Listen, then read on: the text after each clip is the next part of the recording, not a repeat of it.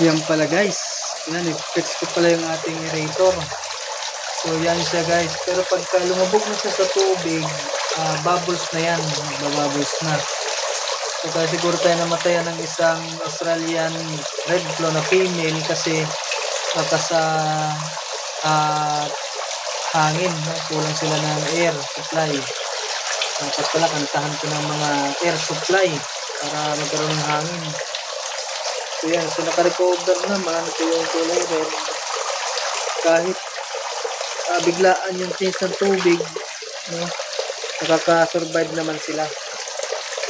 Yan, puro kangkong nga lang ang nilalagay ko kasi nagbumukbang sila sa kangkong. Yung unang nilagay namin na kangkong is ubos, as in inubos talaga nila yung mga dahon.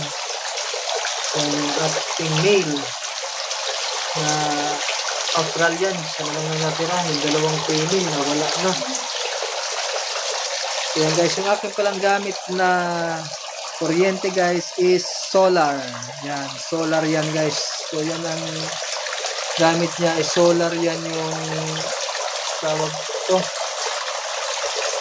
aerator at saka submersible pump. Yun yung isa, maahon yun. Baka mukbangin na naman niya yung tawag yan, kangkong. Pero naglagay na rin tayo ng pagkain, konti nga lang. Ayun, mga pagkain para mga pigs sa kali.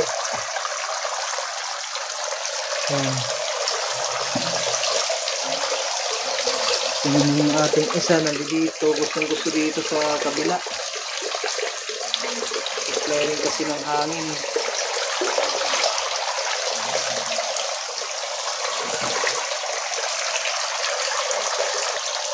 Yun, lumabas din yung lalaki. Ayan, nakasurvive. Nabali yung dalawang babae.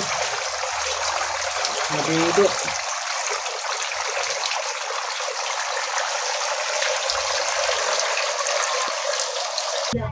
Ito pala yung ating setup, no, na solar panel yan. So ang natin nakabaliktad lang kasi ito 2000 watts yan. So ating so malakas ang charging niya na although nag-pull na siya, full na talaga nasa 43. So ito yung battery niya 24 amp, tinakpang ko lang yung isa wala na na yung isa, ito sira na to yung nasa ibabaw. So 24 volts siya, parallel connection.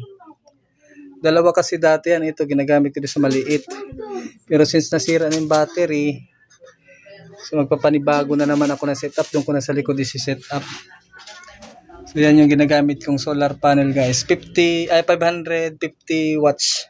So i-upgrade ko yan ng 1000 para kaya niya na ang supply kahit ref.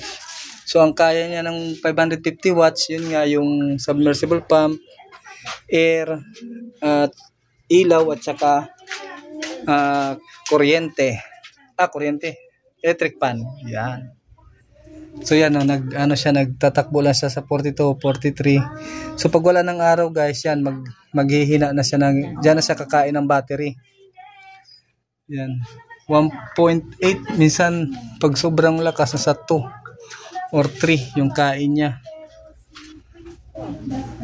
Ito naman yung auto. Pag nalobat na si battery, automatic yan on sa Meralco.